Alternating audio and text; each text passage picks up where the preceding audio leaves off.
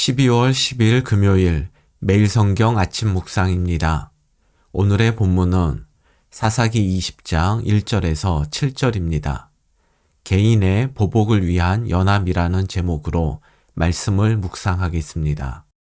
첫 번째 단락의 제목은 이스라엘 총회 소집입니다.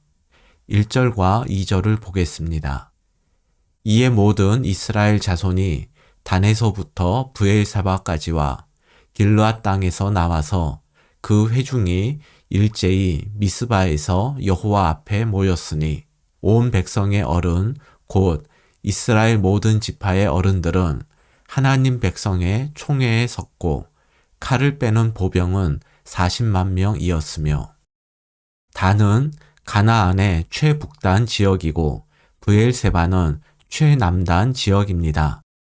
할라에서 백두까지가 한반도 전체를 가리키듯 단에서부터 브엘세바까지도 요단 서편 이스라엘의 전 지역을 가리킵니다. 그리고 길르앗 땅은 요단 동편 지역에서 이스라엘이 차지한 지역을 말합니다. 즉 19장에 나온 레위인이 자신의 첩을 12덩이로 나누어 이스라엘 각 지파로 보내자 이 문제를 해결하기 위해 이스라엘 전역에서 회중들이 미스바로 모였습니다. 이 중에는 칼을 빼는 보병 40만 명도 집결했음을 볼 때 군사적 행동을 결의할 것이 예상됩니다.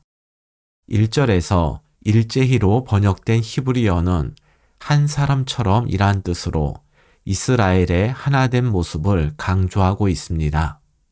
이스라엘 지파가 전쟁을 위해 이처럼 하나된 것은 사사기에서 처음 있는 일입니다. 문제는 이들의 하나됨이 가나안 민족과 싸우기 위한 것이 아니라 이스라엘의 한 지파를 공격하기 위한 것이란 사실입니다. 1절과 2절에 대한 매일 성경의 해설을 보겠습니다. 12토막 시체를 하나씩 건네받고 충격에 빠진 베냐민 지파를 제외한 모든 이스라엘 지파가 미스바에 모입니다. 가나안과 싸우는 일에는 하나 되지 못하고 10,000명이 모이던 이스라엘이 형제 지파와 싸우는 일에는 일제히 하나가 되어 40만 명이 운집합니다. 모든 이스라엘에 만연한 영적 부패와 음란과 잔인함의 단면이 드러났을 뿐인데 한 통속이 아니라는 듯 과장된 행동으로 자신들을 포장하고 있습니다.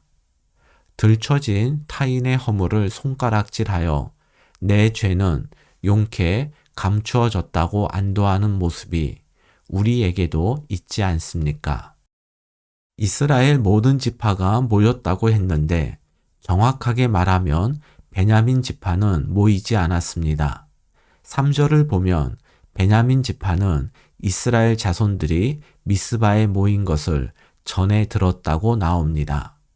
다른 지파들이 베냐민 지파에게 미스바 총회 소식을 감추었거나 베냐민 지파가 의도적으로 참석하지 않았을 것입니다.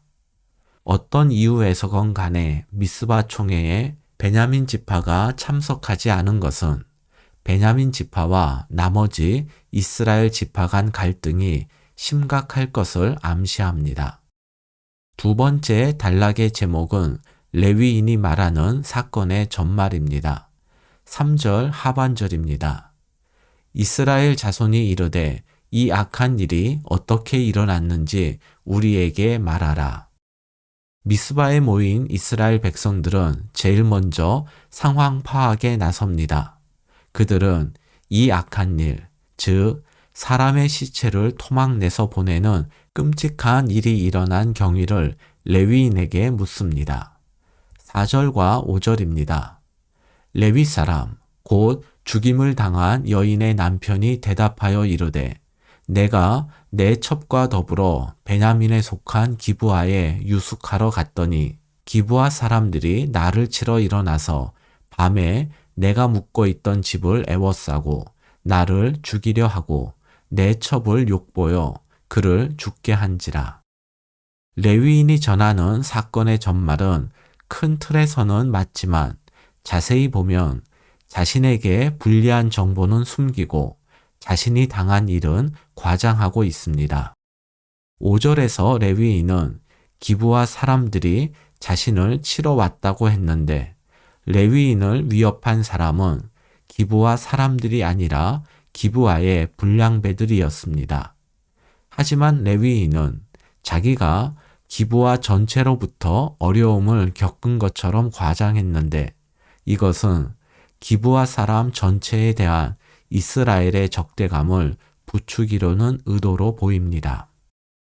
그리고 레위인은 기브와 사람들이 자신을 죽이려 하고 첩을 욕보여 죽게 했다고 말합니다. 그러나 기브와의 불량배들은 레위인과 성관계를 하려 했고 첩이 그들에게 집단 성폭행을 당한 것은 레위인이 위기를 모면하기 위해서 자신의 첩을 강제로 불량배들에게 넘겼기 때문입니다. 그런데 레위인은 이러한 자신의 잘못은 언급하지 않았습니다.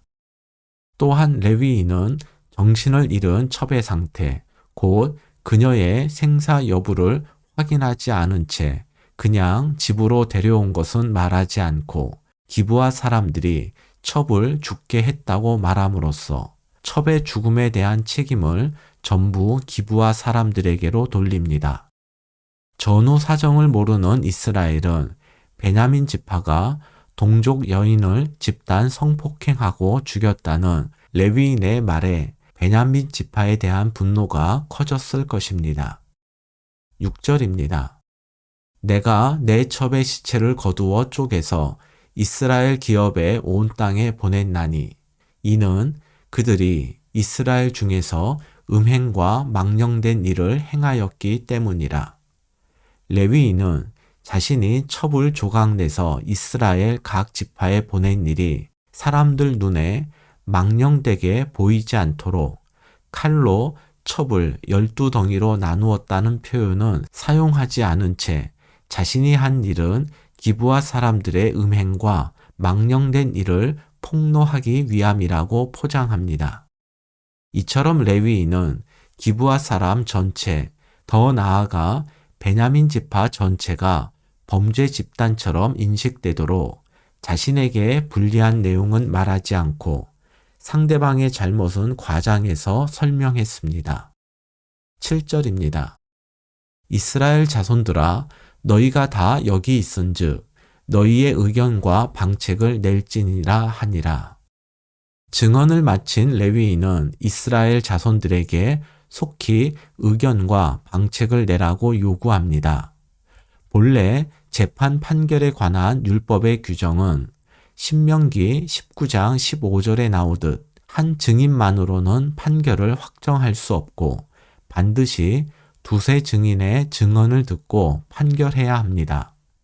레위인의 증언 외에도 이해 당사자인 기브와 사람들의 이야기도 들어야 하고 사건 현장에 있었던 자신의 종이나 자기를 대접한 노인의 증언도 들을 수 있었는데 모든 것을 뒤로 하고 레위인은 자신의 일방적 증언, 그것도 왜곡된 증언만으로 판결을 확정 지으라고 요구합니다. 이것은 기브와 사람을 향한 레위인 개인의 분노를 이스라엘이 받아들여서 기브아가 속한 베냐민 지파에게 자신의 원수를 속히 갚으라는 명령이라 할 수 있습니다. 레위인은 첩의 죽음 앞에서 자신의 책임을 살피지 않고 그녀가 죽은 원인을 외부로 돌리는데 급급했습니다. 그러다 보니 그의 증언 속에는 회개가 보이지 않고 자기 중심으로만 생각한 결과 사실을 직시하지 못한 채 왜곡과 과장을 반복했습니다. 자기중심적 사고로 인한 왜곡과 과장, 일상이 된 거짓말, 그리고 잘못에 대한 반성과 회개가 사라진 것은 자기 소견에 옳은 대로 살아가는 사사시대의 전형적 모습입니다. 오늘의 말씀 요약입니다. 사적 이익을 위한 성도의 하나됨은 신앙 공동체의 하나됨을 깨뜨리며 하나님 역사의 걸림돌이 됩니다. 드러난 타인의 허물을 비난함으로써 자신의 죄를 감출 수 있다고 믿는 사람은 사실을 왜곡하며 회개를 자신의 몫으로 생각하지 않습니다. 왜곡과 과장, 일상이 된 거짓말, 그리고 반성과 회개의 실종은 자기 소견에 옳은 대로 살아가는 시대의 전형적 모습입니다. 오늘의 한 줄 기도입니다. 하나님의 나라와 하나님의 의를 위해서만 우리의 힘을 모아 전진하게 하소서.